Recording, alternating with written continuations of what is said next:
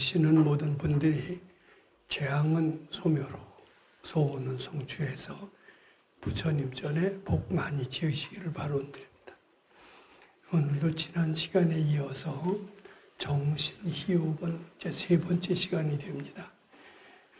지난 시간에는 첫째 시간에는 정신희흡원을 직역을 했다면은 이제 두 번째 시간에는 그림과 도표로 나타나면서 부처님의 참뜻을 또 금생에 이룰 수 있다라는 그런 관점에서 해석을 해봤습니다. 오늘은 이제 금강경을 깨끗한 믿음을 낸 사람은 다시는 아상인상 중생상 수자상이 없고 이제 세상을 행복하게 살 수 있다. 이런 그 현실에 응용을 해서 제가 실감한 실천 사례를 말씀드리고자 합니다. 저는 이제 금강경을 20대 중반에 만났습니다. 만나서 또 밝은 스승을 만나서 그분의 문중에 출가를 해서 아주 스님이 되려고까지도 했었는데 이제 그분의 가르침은 여기서 금강경을 실천 수행해서 종신토록 스님이 되는 것이 아니라 이 공부를 세상에 나가서 활용해서 주의 모든 인연업보를 해탈하고 할 수 있다면 국가사회에 기여하는 것이 바로 불법의 참뜻이라고 그렇게 가르치셨기 때문에 거기서 아주 종신토록 출가 생활을 하지 않고 세상에 나와 갖고서는 그 가르침을 사회 실천해 봤던 경험이 있습니다. 그래서 저는 그 금강경을 글자 해석만 하지 않고 현실에 적용을 해서 제 체험 사례를 말씀드릴 수 있는 아마 드문 사람 중에 하나가 되지 않을까 이런 생각을 해봅니다. 또 금강경 해설을 하더라도 그 금강경의 법화경이나 열반경이나 또는 아미타경이나 이것을 해설하더라도 자기 체험 사례가 없는 사람이 해설하는 것은 체험 사례가 있는 사람이 해설하는 것과 상당히 틀립니다. 저는 학교에서 자연과학을 가르치는 일을 해왔습니다만은 자연과학은 아주 그 훌륭한 과학자, 예를 들면 뉴턴이나 아인슈타인 같은 사람이 원리를 만듭니다. 근데 그 원리를 이해하는 것만으로는 학생들한테 올바른 자연과학의 지식을 전달할 수가 없어요. 그 원리를 이해하고 자기가 실험을 해보고 논문을 써서 실감을 하고 또 새로운 논문 지도를 할 수 있어야만이 그것을 완전히 이해했다라고 얘기할 수가 있고 논문 지도할 수 있는 교수가 되었다라고 얘기할 수가 있습니다. 저는 그런 어떤 원리를 이해했던 적이 있었고 이해해서 많은 논문을 썼던 경험이 있었기 때문에 제가 해봤던 것을 바탕으로 해서 학생들한테 가르치니까 학생들이 이해가 잘해요. 근데 교수라고 다 그렇지 않습니다. 또 교수라고 전 분야에 대해서 그 이론에 대해서 빠끔하게 알고 체험을 하는 교수가 드물어요. 그러니까 그냥 뉴턴의 이론 또는 아인슈타인의 이론을 그대로 앵무새처럼 외워서 그대로 전하면요 학생들이 잘 알아듣지도 못해요. 그리고 유능한 학생이 될 수가 없어요. 저는 그런 경험을 많이 했기 때문에 불경을 해설하는 수많은 스님들을 보면서 저분들이 자기 체험한 얘기를 좀 해줬다면 얼마나 좋았을까. 이제 이런 마음을 늘 품었었습니다. 제가 어떻게 다행히 기회가 왔는데 지금까지는 제 BTN 같은 데서 몇 년을 강의했습니다만은 주로 그 참뜻을 이해시키는 데 중점을 두어왔는데 그래갖고서는 그래도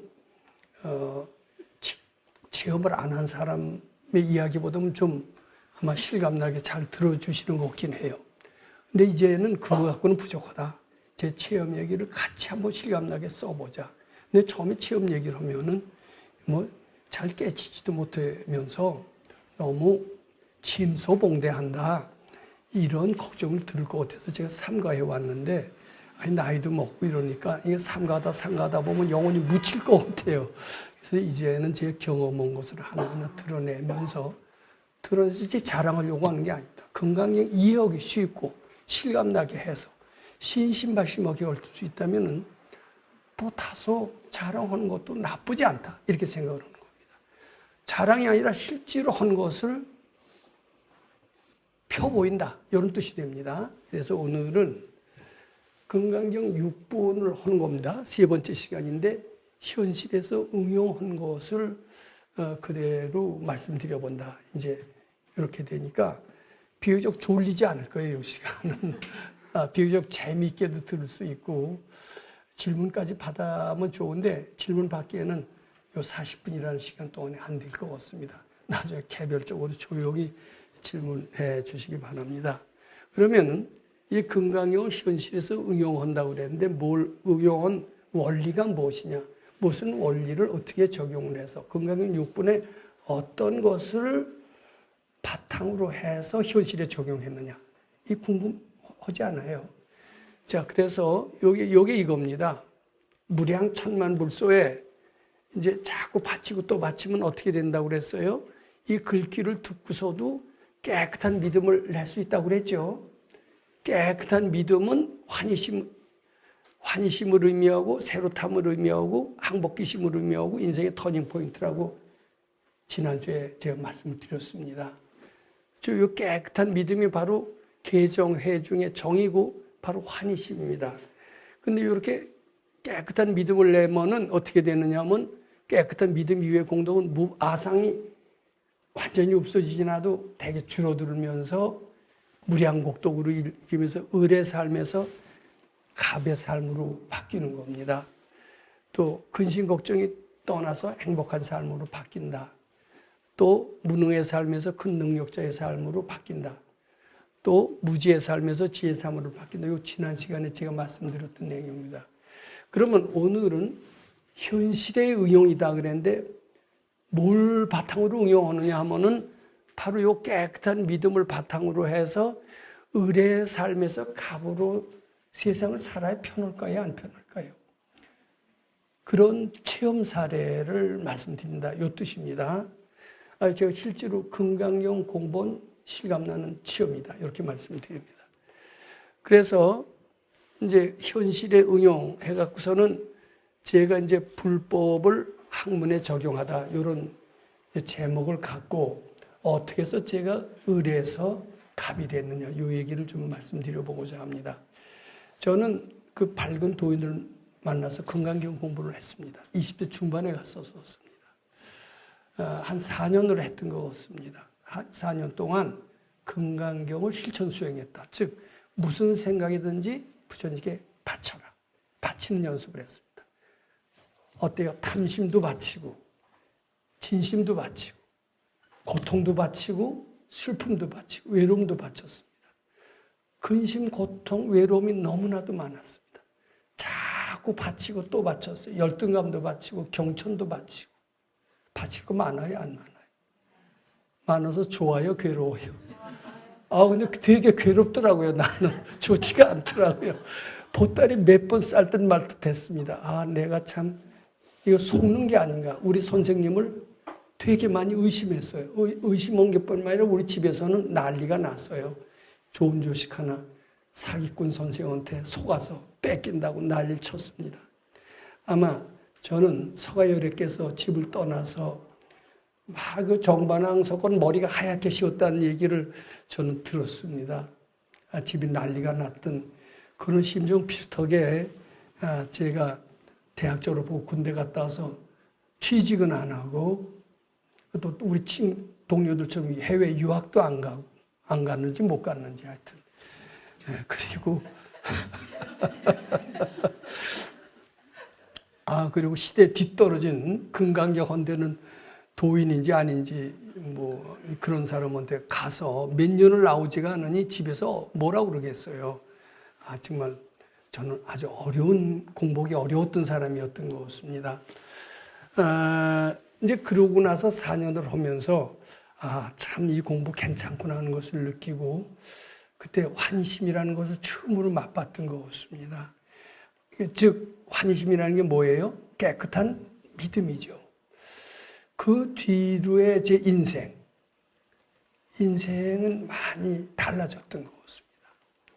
상당히 그전보다는 완전히 고통이 없어진 건 아니었고 그 뒤로도 우여곡절은 많았지만은 흔들려서 공부를 포기할 정도는 없었어요. 그래도 이 공부는 좋다. 그리고 공부하면 다시 희망과 용기가 솟고 환희심이 또 솟아서 지금까지 쭉 이제 이렇게 왔고, 지금 말년에는 그 전도사로 제가 나선 겁니다. 예, 포교사라는 말보다도 전도사가 저는 전도사인데, 기독교의 전도사가 아니라 전할 전자, 무슨 도자예요? 도를 전하는 전도사는 기독교 용어예요, 불교 용어예요? 불교 용어입니다. 이게 제가 전도사가 됐다는 거. 금강경 전도사는 기독교의 전도사가 아니라 금강경 도를 전하는 전도사예요. 그러니까 이거 불교식 용어입니다. 이 금강경, 참 좋다. 이제 제 직업이 뭐냐 하면은 지금 뭐 백수 건달이나 다름없지만 억지로 얘기하면 전도사입니다. 자, 그런데 그때 깨끗한 믿음, 이제 그것을 얻은 것 갖고 이제 사회에 이제 활용을 하려고 했어요. 근데 4년 있다 나왔는데, 저는 뭐 세상에 부러워는 좋은 대학을 나왔습니다만은 4년을 멀리 있으니까 아무 데서도 취직을 써주는 데가 없었습니다. 이미 그때 우리 동료들은 대기업에 다 과장이 돼 있어요. 4년 만에 과장 되던데요. 과장 밑에 가서 일을 내니까, 그러고서도 우리 선생님은 들어가라고 그랬는데, 그럼 뭐 도저히 자존심 상해서 못 가겠더라고요. 그래서 이제 그 뒤로 이제 할 게 없어서 집에서 하던 무슨 장사를 했는데, 장사가 그렇게 어려운 줄 몰랐습니다. 그리고 경천은 이름 말할 수도 없는데 돈도 안 벌려요. 그러니까 대학 졸업하고 다른 친구들은 승승장구 하는데 저는 꼬박 한 10년을 뒤떨어졌어요. 수도원으라고 한 4, 5년.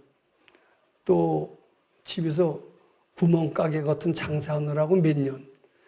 10년을 해도 집에서는 그냥 난리가 난 겁니다. 그리고 이제 우리 가르쳐준 밝은 스승을 막 원망하고 많이 그랬던 것 같아요. 지금 그때도 참 죄송하기 짝이 없었습니다. 근데 이 가르침이 옳기는 옳은데 내가 왜 이렇게 안 피나? 그 생각을 많이 했던 것 같습니다.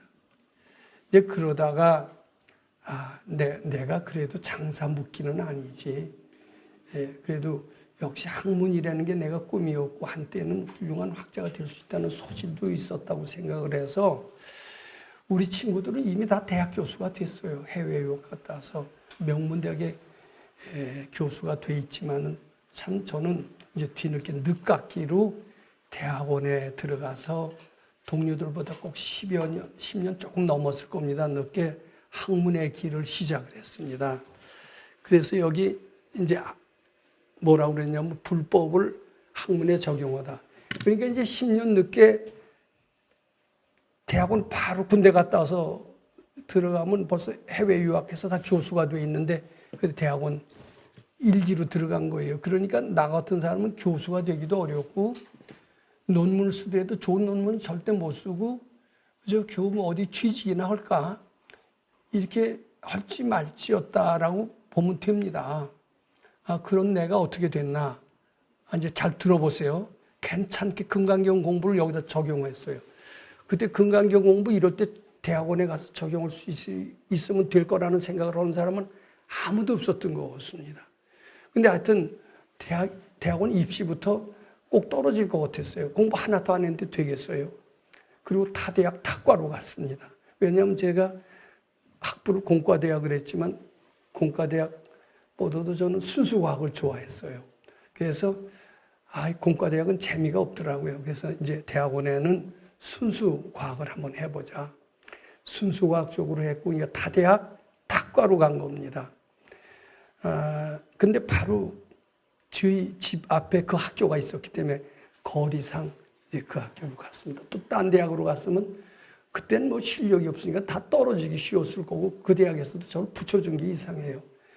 근데 어떻게 겨우 들어갔습니다. 들어갔는데 저는 대학을 다녔습니다. 그전에도 다녀서 교수가 어떻고 학교라는 걸 뭐라 합니다. 근데 대학원은 그때 처음 들어갔던 겁니다. 처음 들어갔는데 이제 금강경 실천 전에, 금강경 실천 전에 교수를 어떻게 됐냐면, 대학 4년 때 저 교수 잃었잖아요. 근데 교수 되게 어려워했어요. 어려워하긴 했지만 하나도 친하진 않았어요. 그죠? 친하지 않고 강의 시간에만 듣고 사은회 때 한번 보고, 교수도 나를 모르고 나도 졸업하면 깨끗이 잊어버리는 그런 사제관계만 유지했던 것 같습니다. 대학 4년 내내.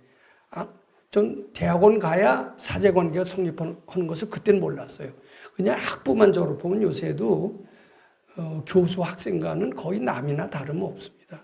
시간 강사에 불과해요. 따뜻한 느낌이라는 게 하나도 없어요.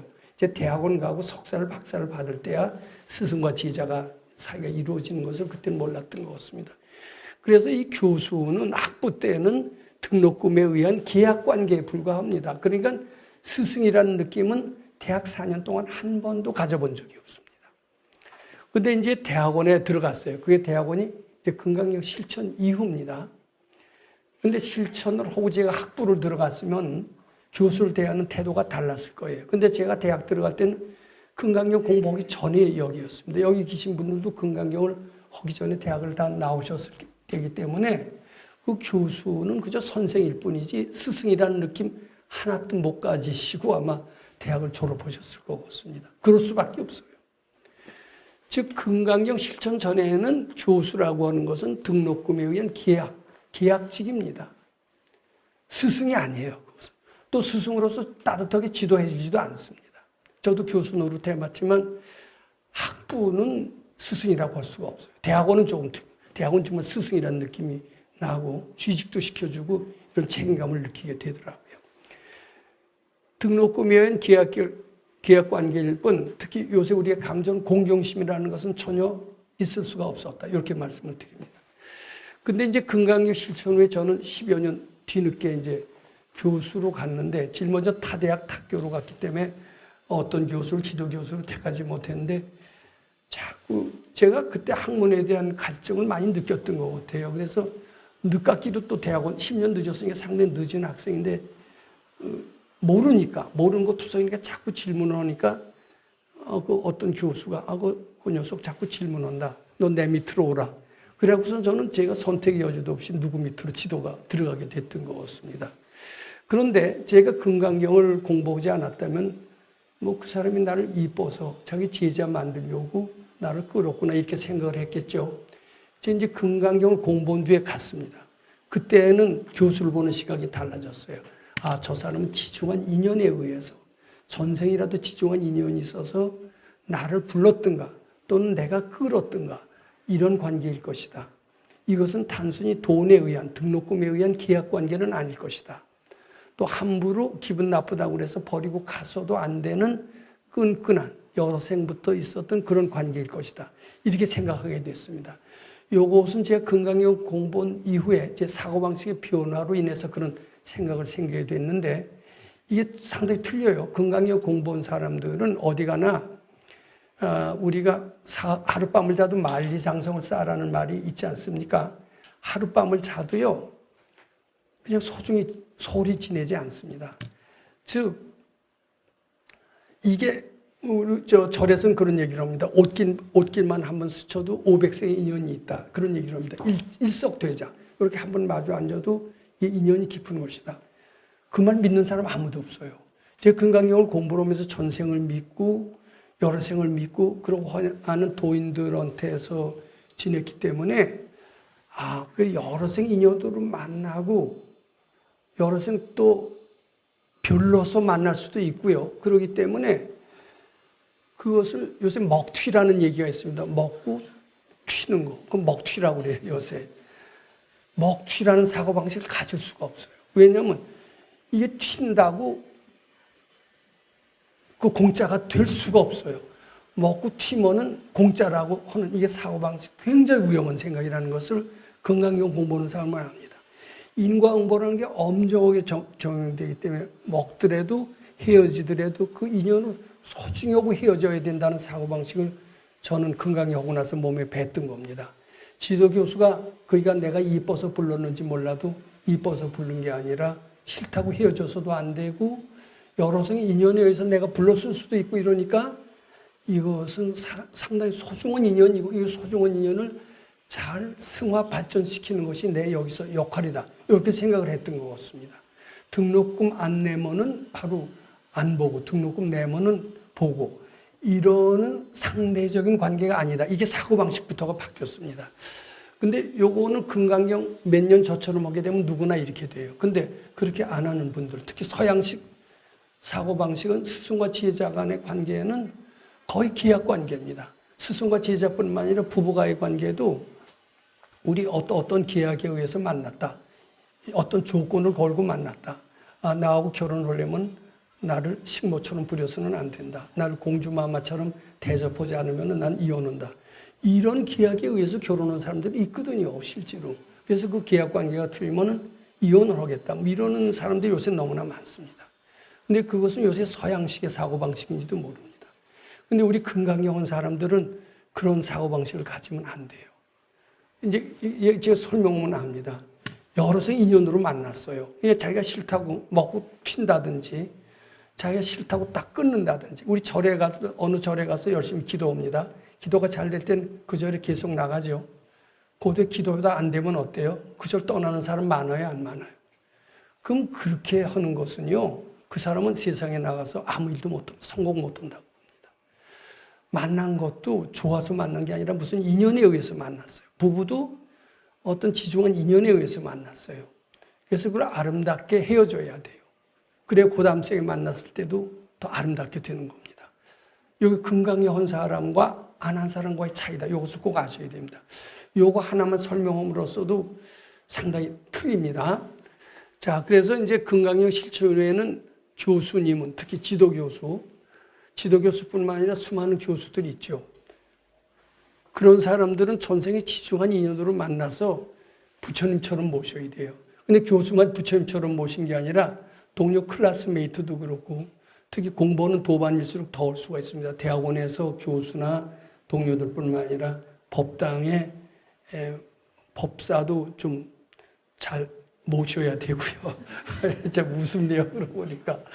그리고 도반들도 부처님처럼 모시는 것이, 누구나 다 부처님처럼 모시는 것이 이제 바람직하다. 이렇게 말씀을 드립니다. 그래서 저는 교수 말이라고는 꼭 부처님처럼 모시고, 학문을 할 때도 내가 출세하기 위해서, 박사를 받기 위해서, 석사를 받기 위해서 한다라고 생각을 안 했습니다. 부처님 기쁘게 해드리기 위해서 한다라고 생각을 했습니다. 그것은 금강경 공부하고 난 뒤에 제 사고방식이 바뀌었기 때문입니다. 그래서 요 학문하는 태도도 요새 대학원생들은요, 내가 보기엔 굉장히 날라리들만 모인 것 같아요. 옛날 식으로는 무슨 쌍놈들의 집단입니다. 그러니까 잘 되면은 그 강의 듣고요. 나한테 도움이 안 되면 그 강의 안 들어요. 나한테 도움이 안 들어도 배우는 마음으로 강의 듣는 사람 없어요. 그리고 지도교수 택할 때도 저 지도교수 택하면은 내 출세에 도움이 된다 그러면 그런 사람만 골라서 지도교수, 또 저 사람은 쉽게 박사를 준다. 그럼 그런 사람만 골라서 지도교수를 택하고 이런 수가 많은 것 같습니다. 또 지도교수도 역시 비슷한 것 같아요. 저 학생을 데려서 진정으로 제자를 키우려고 하기보다도 물론 그러신 분들도 있겠죠. 근데 상당수는 활용을 하고 이용을 하려는 교수들도 꽤 많기 때문에 이 세상은 어떻게 보면 장사꾼들의 세상일 수도 있다. 이런 느낌이 많이 듭니다. 그리고 그런 것을 너무나 당연하게 받아들여요. 그럼 당연하게 받아들이는 게 뭐가 나쁘냐 또 이렇게 얘기를 합니다. 근데 당연하게 받아들이면 적어도 뭐는 틀리냐면 위대한 진리는 나오지 않는다. 저는 이렇게 생각합니다. 위대한 진리는 그렇게 해서 나오는 게 아니더라고요. 이제 봤더니. 그래서 저는 이제 금강경을 몇 년 하다가 뒤늦게 10년 늦깎이로 대학원에 들어갔습니다. 그러니까 교수님을 교수님뿐만 아니라 다 동료고 학문이고 다 진지하게 대했던 것 같아요. 수도자의 자세로 대했던 것 같아요. 그러니까 자세부터도 단정하게 고등학생들 중에서 모범생 있잖아요. 저 대학원 수입을 모범생처럼 들었던 것 같습니다. 그랬더니 그 늙은이 교수들이 그 인상 깊게 봤나 봐요. 나중에 이제 그 한 10년 후에 제가 박사를 받았더니 자네는 못될 줄 알았어 하고 박사 받은 자리에 와서 그 노 교수입니다. 아주 인상 깊었던 얘기를 합니다. 근데 대학원 들어갈 때 아주 수도자처럼 그대로 몸에 뱄거든요. 자세도 하나도 꼬부리지 않았습니다. 수업 시간에 소변이 되게 가고 싶어도 받쳐.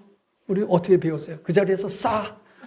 이걸 배웠기 때문에 그냥 그대로 참았기 때문에 제 자세를 보고 감탄하지 않는 교수가 없었을 겁니다. 그리고 이제 교수님이 하다가 배가 아파서요. 그러면은 제가 스승의 심경을 압니다. 선생님, 몹시 괴로우시는데 좀 쉬시고 오늘은 휴강을 하십시오. 근데 그렇게 얘기하는 학생이었거든요. 저는 어른스러워졌어요. 왜냐하면 그러니까 내 말을 듣고 휴강을 하더라고요. 이제 그렇게 어른스러워진 거죠. 그래서 이제 그 교수님을 부처님처럼 모셨지만 학문하는 태도도 학점 따기 위해서 하지 않았습니다. 진리를 알기 위해서. 이게 내 것이 되어야 되겠다라고 하고 아주 A학점 막 되게 어때요? 페이지가 많아요, 공부. 그러니까 되게 요새 대학생들은 어떻게 하냐면 찍어서 해요. 시험에 나올 거. 잘 찍으면 A학점 맞고 수석으로 졸업하고요. 그걸 고지식하게 하는 대학생들은 바보입니다. 그리고 족보가 있어요. 선배들한테서 족보를 받아갖고서는 시험 치고. 이게 무슨 요령, 군대도 요령이지만 모르겠어요. 요새 대학생들도 아직 전 그러는 걸로 알고 있습니다. 저는 소사에서, 수도장에서 그렇게 안 배웠거든요. 도 깨치는 심정으로, 수도는 기분으로 그대로 했던 것 같습니다. 그래서 수도자처럼 혼신의 열정을 다하면서 도를 이룩한 것처럼 학문은 그렇게 안 해도 돼요. 도를 한 것처럼 하고 집에 가서도 복습하고 예습보다도 복습을 많이 했던 것 같습니다. 근데 예습은 어렵죠. 근데 복습은 자꾸 하게 되면 확실히 알아져요. 그래서 학문하는 사람은 예습을 더 강조하는 분인데 저는 예습은 어려워요. 그러니까 복습만 잘하고 와도 그 다음 시간이 재미가 있습니다. 그래서 저는 대학원은 참 재미있게 했던 것 같아요. 재미있게 하니까 알아져요. 공자님이 지지자, 불효, 호지자. 제가 위호두라고 그랬을 겁니다. 호지자, 불효, 낙지자. 이게 재미있게 공부하니까 점점 더 알아지고 재밌던 거예요. 재밌던 거예요. 그래서 이제 첫 학기부터 이제 지도 교수는 불러서 이제 논문 쓰는 연습을 시키고 그랬던 것 같습니다. 이제 그래서 결국은 이제 석사만 하고서도 제 전문대학 교수가 됐던 것 같습니다. 근데 그 당시에 전문대학 교수는 참 행운이었던 것 같아요. 아주 봉급도 괜찮았던 것 같아요. 그러니까 저는 10년이라는 그 갭이 있었어요. 동료보다 10년이 늦었어요. 그런데 대학원 졸업하고 나서 곧 전문대학 교수가 되니까 금방 좁혀졌어요. 물론 출세 잘해서 서울대학의 교수가 된 친구가 있었습니다. 같은 클래스메이트 중에서. 걔들보다는 못했지만은 웬만한 중소기업의 중소기업이 아니라 대기업의 전무나 상무에 못지않게 전문대학 교수는 프라이드가 있었던 것 같습니다. 서울대학 교수만은 못해도. 그러니까 금방 10년의 장벽을 금방 뛰어넘었던 것 같아요. 제가 그러고선 그때는 아직 박사를 못했습니다. 박사를 못했는데 박사를 되게 하고 싶었었어요. 왜냐하면 학문이 너무나 좋았기 때문에. 제가 만약에 그때 풀타임으로 박사를 했으면은 참 좋은 논문을 썼을 것 같아요. 근데 그때 형편으로 봐서 전문대학 교수의 직을 가지면서 파트타임으로밖에는 박사과정을 밟을 수가 없었는데 그때 제가 참 풀타임으로 박사를 했으면은 아마 굉장히 질 높은 논문을 썼을 거라는 생각을 많이 듭니다. 근데 결국은 파트타임으로 하긴 했지만은 그 학문하는 자세, 지도 교수의 말을 특히 이제 재밌는 것은 저는 이태규 박사라고 아시는 분은 아시지만은 한국의 이과 쪽에서 최초의 박사입니다. 일본의 교토 대학의 화학 박사입니다. 이태규 박사라고. 이공계통에서 최초 박사가 이태규 박사입니다. 그이가 비스코시티라는 공부를 했다고 그래요. 근데 이제 비스코시티는 수많은 세계적인 학자들도 그걸 딛고 갔습니다. 그래서 저는 그것의 비밀을 한번 찾아보고 싶었던 적이 있었는데, 제가 비스코시티라는 그것을 헌대니까 우리 지도교수가 깜짝 놀랐어요. 야, 자기도 모르니까. 자기 지도할 자신이 없으니까. 근데 엄청난 걸 갖고 하니까 깜짝 놀라서, 이게 뭐 뒤늦게 들어온 늦깎이가 뭘 하냐, 뭐 그렇게 생각을 했겠죠. 그러니까 그렇지만 한번 해보자. 그이도 모르고 나도 몰랐던 것 같습니다. 근데 내가 그래도 꽤 괜찮다고 생각했는지 한번 모르는데 도전을 해보는 겁니다. 그 지도교수는 굉장히 똑똑한 사람인데 대학원생이 한 사람도 없었어요. 저밖에 없었어요. 그러니까 나를 붙들고 이제 올인을 하는 겁니다. 어떻게 보면 전 잘못 걸렸는지도 모릅니다. 그이는 제자가 하나밖에 없으니까 유일한 희망이 납니다. 거기서 좋은 논문이 나오기를 굉장히 바랬던 것 같아요. 그래서 무섭게 시켰습니다. 그러니까 내가 금강경 공부하면 싸우고 나갔을지도 몰라요. 말도 되지도 않는 걸 시키더라고요. 처음엔 말 되는 줄 알고 네네네 하고 했더니 다 틀려요. 조금 알다 보니까.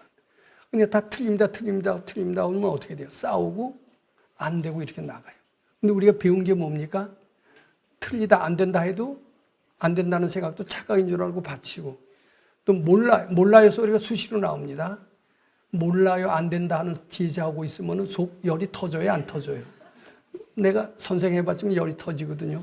저는 그걸 잘 알기 때문에 모르고 안 되는 것이 수두룩하게 모르면서 왜 가리키나 이런 생각이 수도 없이 들었지만 그때마다 바치고 네 하겠습니다.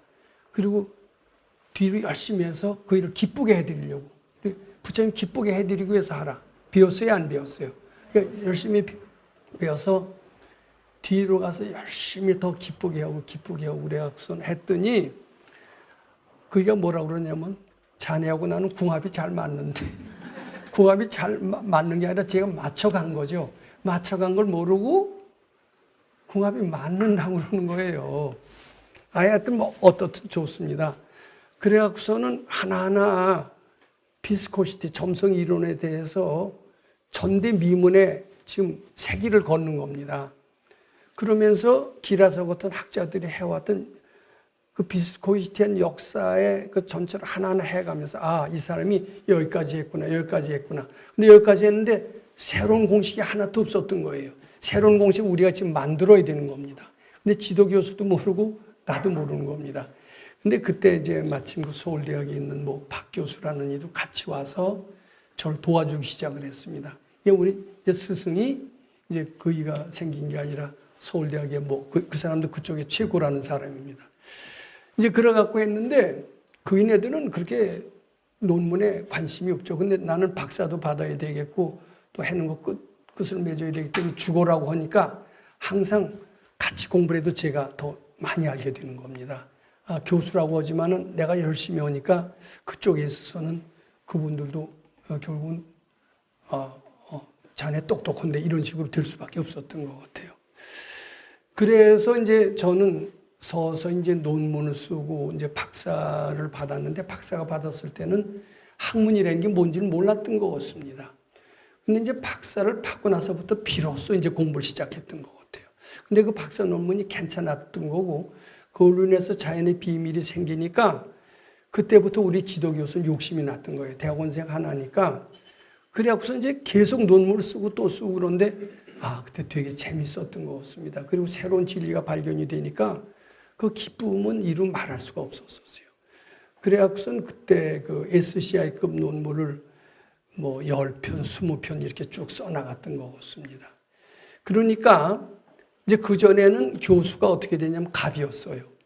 근데 시키는 대로 다 논문을 쓰고 그이는 제자 열 얻은 것보다 나은 것 같습니다. 제자가 그렇게 논문 써주는 사람이 없거든요.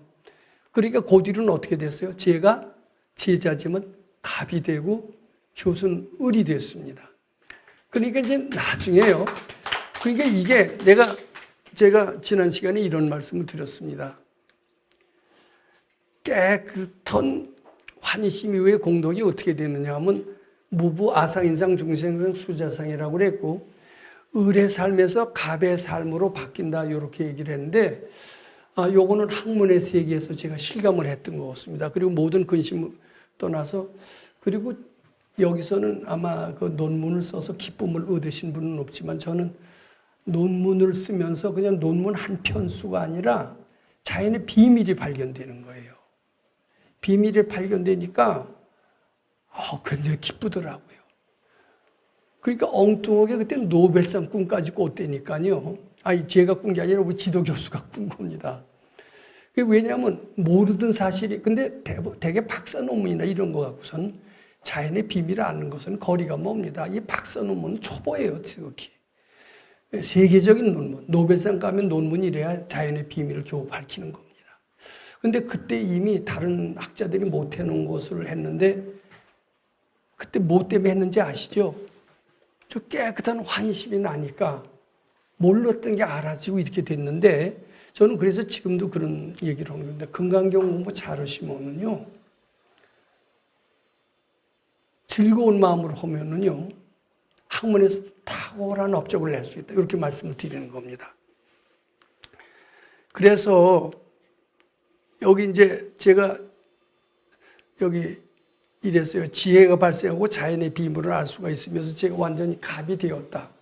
그래서 저 혼자서도 지도교수의 도움을 받는 게 아니라 계속 지도교수의 도움만 주었죠. 그러니까 저 혼자서도 충분히 할 수 있었고, 그 지도교수를 도와서 그 밑에 있는 대학원생 논문도 제가 대신 지도해주고 그랬던 것 같습니다. 자, 이제 그래서 학문에서 금강경을 적용했더니 상당히 좋았습니다. 잘하면 굉장히 좋은 논문도 쓸 수 있었다고 저는 믿습니다. 그 다음에 이제 불법을 무료급식에 한번 적용을 해보자.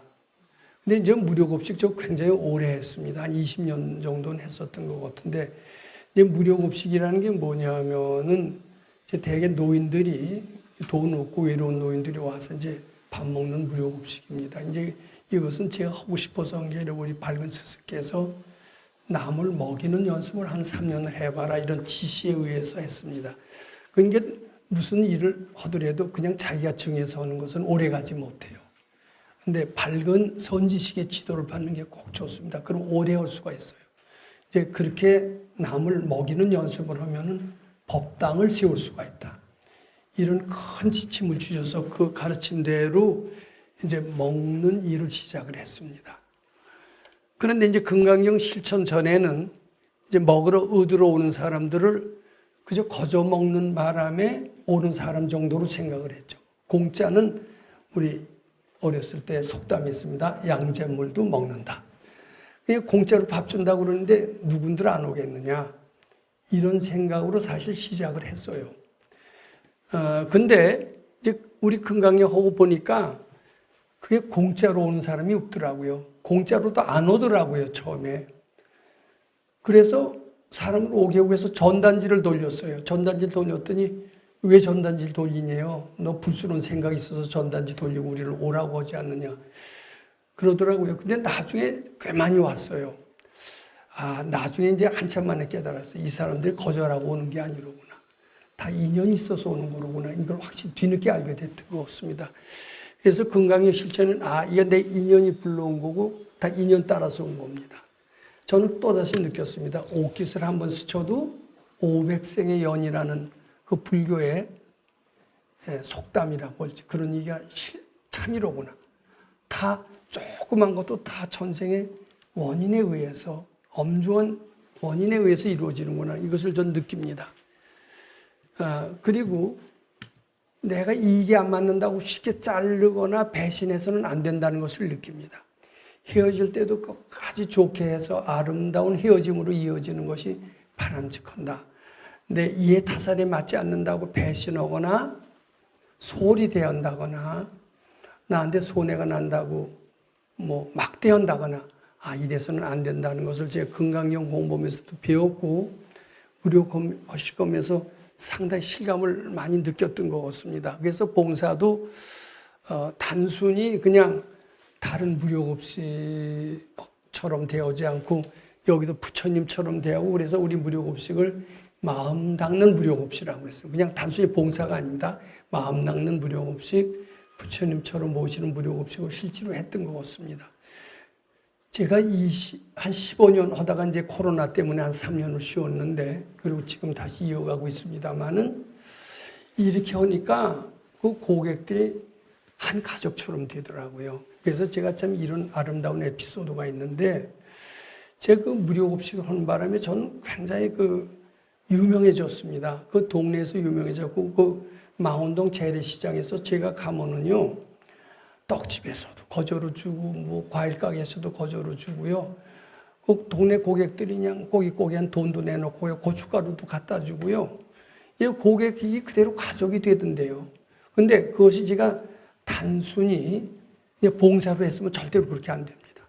그 사람들을 부처님처럼 보고 부처님처럼 보는 자세로 성심껏 모셨기 때문에 가족처럼 느껴지니까 어떤 일이 일어나냐면, 우리가 무허가로 거기다가 천막 치고 임시로 만들었더니 마포구청에서 그 무허가니까 헐라고 그랬어요. 헐지 않으면 뭐 벌금 매긴다고 그러니까 거기 온 고객들이요. 고객들 중에는 우리가 음식을 하도 정성껏 하니까 의사도 오고 부자도 오고 강남에서도 오고 그렇더라고요. 국수를 하는데 강남에서 와요. 말 돼요? 교수 부인이 높은지 안 높은지 모르지만 저희는 교수 부인인데도 여기까지 염채처럼 먹으러 온다 이런 소문까지 날 정도로 그랬던 것 같습니다. 또 의사도 와요. 의사는 귀족 아니에요. 거기 의대 먹으러 오더라고요.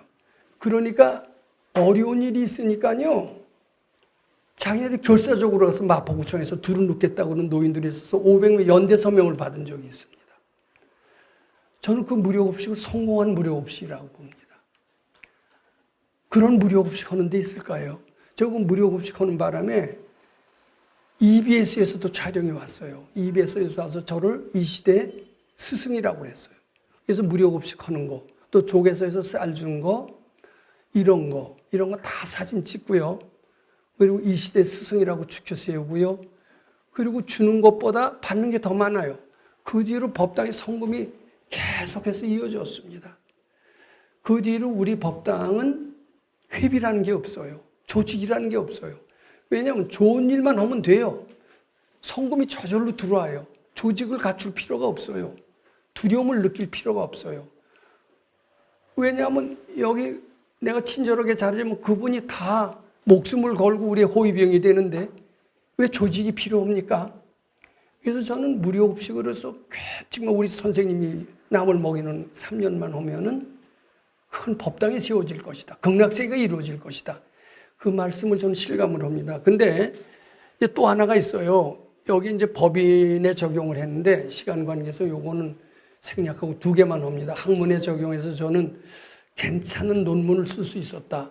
괜찮은 학자가 될 수 있었다. 이런 말씀을 드리고 무료급식을 함으로써 저는 회비 없이 단체를 운영할 수 있을 정도로 자발적인 성금을 갖고 가난해서 탈피해서 넉넉한 사람이 되겠다. 요 말씀까지만 드립니다. 더 좋은 것도 있지만 그건 알아서 판단하시라. 이렇게 하고 오늘 강의를 여기서 마치도록 하겠습니다.